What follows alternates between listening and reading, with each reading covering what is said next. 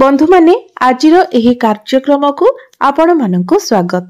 आजिर एही कार्यक्रमटी तुला राशि व्यक्ति विशेष मानक पई बहुत गुरुत्वपूर्ण अटे, कारण एही पवित्र होली तथा दोल पूर्णिमा ठारू आपणक जीवन संपूर्ण भापरे बदलिबाकु जाउछि। आपणक जीवन रे एक बहुत बड़ परिवर्तन हेबाकु जाउछि, कारण होली दिन अर्थात मार्च 15 तारिख दिन सूर्य निजर राशि परिवर्तन करबाकु जाउछंती।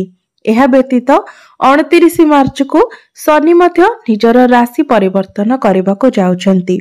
तेबे बंधु माने शनि कोनोसे एक राशि रे सबुठारु दीर्घ समय पर्यंत रहिथांती, कारण शनि गोटे राशि रे 2.5 वर्ष पर्यंत रहिथांती, जहाँकि 2.5 वर्ष परे शनि 29 मार्च को निजर राशि परिवर्तन करबाकु जाउछंती।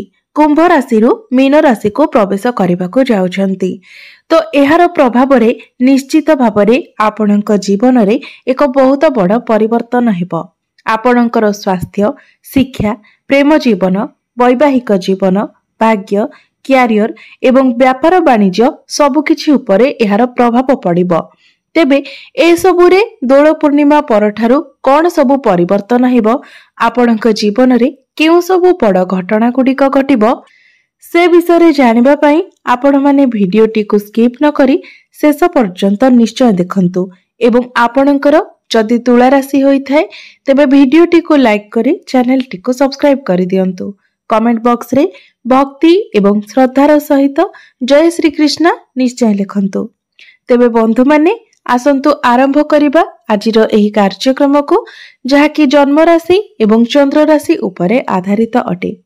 तो राशि चक्रर 12 गोटी राशि मध्यरु सप्तम राशि हेउछि तुला राशि।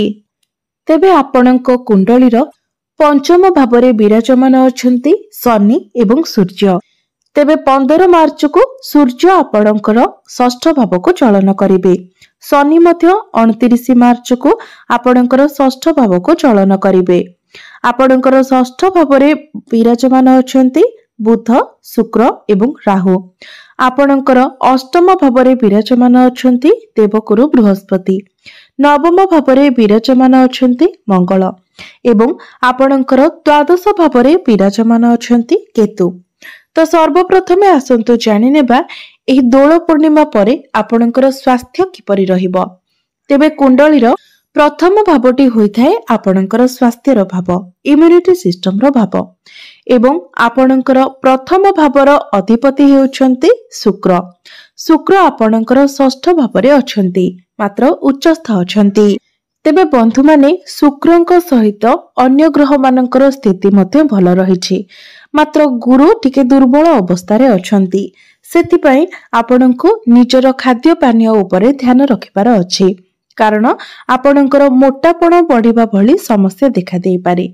जेहेतु गुरु हेउछंती चर्बीर कारक ग्रह, तेनु आपण हेल्दी फूड खांतु। जंक फूड, फास्ट फूड ठारू आपण दूरेई रहंतु। एवं जो मानकर डायबिटीज अछि से माने मध्य निजर खाद्यपेय उपरे ध्यान रखंतु। विशेष करी जेतेबेले आपण बाहर को ट्रैवल करूछंती तो सेतेबेले आपण बाहरर खाद्य बिल्कुल भी खांतु नाही। एहा व्यतीत आपण योग, व्यायाम, प्राणायाम इत्यादि करंतु। एहा व्यतीत अन्य कोनोसी भी गंभीर समस्या आपणक स्वास्थ्य रे देखा जाउ नाही। एबे आसंतु जानि नेबा विद्यार्थी मानक पई किपरि रहिबो एही दोल पूर्णिमा परर समय। तेबे कुंडलीर पंचम भावटी होइथाय आपणकर शिक्षार भाव, एवं आपणकर पंचम भावर अधिपति हेउछंती शनि। तो वर्तमान शनि आपणकर पंचम भावरे विराजमान अछंती, मात्र 29 मार्च को शनि आपणकर षष्ठ भाव को प्रवेश करिवे। तेबे एमितिरे तो शनिकर षष्ठ भावरे गोचर को शुभ माना जायथाय, मात्र शनि जेहेतु आपणकर पंचम भावर अधिपति अटंती एवं पंचम भावर अधिपति होई षष्ठ भावरे गोचर करिवे, तो एहा फलरे पाठ पढ़ारे आपण अन्य मनस्क होई पारंती। तेनु 29 मार्च परे आपणको आपणको पाठ पढ़ारे अधिक फोकस करबाको पड़िबो। आपण निजे ही निजको आपणको पाठ पढ़ारे मन लगाइबाको पड़िबो। निजर माइंड को आपणको कंट्रोल करबाको पड़िबो। शनि जेतेबेले आपणकर षष्ठ भावरे गोचर करिवे तो शनिकर दृष्टि आपणकर द्वादश भाव उपरे रहिबो, जहा फल आपणक मनरे परिवर्तनर चिंताधारा आसीबो। तेबे जो माने विदेश रे जाइके पाठ पढ़ा पढ़ी करबा पई चाहुतिले सेमानंको पई समय भलो रहिबो। किंबा आपण जदि कोनोसी एडमिशन नेबा पई चाहुतिले तो सेथि पई मध्य आपणक पई समय बहुत भलो रहिबो। पाठ पढ़ा तो आपणकर बहुत भलो रहिबो, किंतु 29 मार्च परे आपणको केवल निज पाठ पढ़ारे स्टेबल रहिबाको पड़िबो। अन्य कोनोसी भी समस्या आपणकर पाठ पढ़ारे नाही। एबे आसंतु जानिबा आपणकर प्रेम जीवन किपरि रहिबो एही दोल पूर्णिमा परे। तो कुंडलीर पंचम भावटी आपणकर शिक्षार भाव हेबा सहित पंचम भावटी मध्य होइथाय आपणकर प्रेम जीवनर भाव एवं आपणकर पंचम भावर अधिपति हेउछंती शनि। शनि मध्य सूर्यंक सहित आपणकर पंचम भावरे अछंती। तो आपणको ही आपणकर पैटर्न को कंट्रोल करबाको पड़िबो। कारण शनि जेहेतु पंचम भाव अच्छा तो आपण पार्टनर को मध्य जिद्दी स्वभाव देखा देबो एवं सूर्य प्रभाव मध्य क्रोध स्वभाव देखादेव। यह व्यतीत आपणकर राशिर अधिपति अर्थात प्रथम भावर अधिपति शुक्र मध्य आपणकर षष्ठ भाव विराजमान अछंती, जहा फल शनि एवं शुक्रंकर 1-12 कनेक्शन बनुछि, जहा फल छोट छोट कथारे आपणक मध्य झगड़ा देखा देई पारे। तेबे जेहेतु शनि निजर स्वगृह रे अछंती सेतिपई आपणक मध्यरे जेते डिस्टर्बेंस हेले मध्य आपणकर भल पाइबा उपरे एहार कोनोसी भी खराब प्रभाव पड़िबो नाही। एबे आसंतु जानि नेबा आपणकर वैवाहिक जीवन किपरि रहिबो एई दोल पूर्णिमा परे। तो कुंडलीर सप्तम भावटी होइथाय आपणक वैवाहिक जीवनर भाव। तो आपणक सप्तम भावर अधिपति हेउछंती मंगल, जे कि आपणकर नवम भावरे विराजमान अछंती। तेबे सप्तम भावर अधिपति होई मंगल आपणकर नवम भावरे त्रिकोण रे खूब भल स्थिति रे अछंती। तो वैवाहिक जीवन आपणकर बहुत भल रहिबो। आपण दुई जण मिसी किछि प्लानिंग करि पारंती, केउ आडे बुलाबुली करबाको जिबा पई आपण प्लानिंग करि पारंती। जदि पूर्वरु आपणकर वैवाहिक जीवन रे किछि समस्या चलीथिला तो से सब समस्या मध्य आपणकर दूर होई जिवो। आपणक मध्यरे भल पाइबा बढ़ी एवं आपणक मध्यरे जहा भी किछि भूल बुझामणा थिला से सबुर मध्य समाधान होई जिवो। भाग्य दृष्टि जदि देखिबाकू जिबा तो कुंडलीर नवम भावटी होइथाय भाग्यर भाव एवं आपणकर नवम भावर अधिपति अर्थात भाग्य भावर अधिपति हेउछंती बुध। बुध आपणकर षष्ठ भावरे विराजमान अछंती, मात्र षष्ठ भावरे बुध नीच भंग राजयोगर निर्माण करुछंती, अर्थात तांकर नीचता धीरे धीरे कम हेबाको जाउछि। तेबे दोल पूर्णिमा परे आपणको आपणक भाग्यर साथ मिलिबो। जदि प्रॉपर्टी रिलेटेड आपण किछि डील करबाको चाहुछंती, शेयर मार्केट स्टॉक मार्केट रे आपण किछि इन्वेस्ट करबा पई चाहुछंती तो आपणको पई समय भलो रहिबो। एहा सहित आपण जदि कोनोसी शुभ मांगलिक कार्यर आयोजन करबा पई चाहुछंती तो सेथि पई मध्ये समय भलो रहिबो। मात्र अन्य सब क्षेत्र रे अर्थात जदि आपणकर किछि किना किनी करबाको चाहुछंती, कोनोसी मीटिंग किबा डील रहिछि तो आपण जदि 15 मई पर करंती से सब रे आपनको अधिक शुभ फल मिलिबो। कारण 15 मई को गुरु निजर राशि परिवर्तन करे आपणकर नवम भाव को चलन करिवे, तो सेते बेले आपणको पई समय अधिक शुभ रहिबो। एबे आसंतु जानिबा आपणकर कैरियर किपरि रहिबो एही दोल पूर्णिमा परे। तो बंधु माने कुंडलीर दशम भावटी होइथाय आपणकर कैरियर भाव, कार्य क्षेत्रर भाव।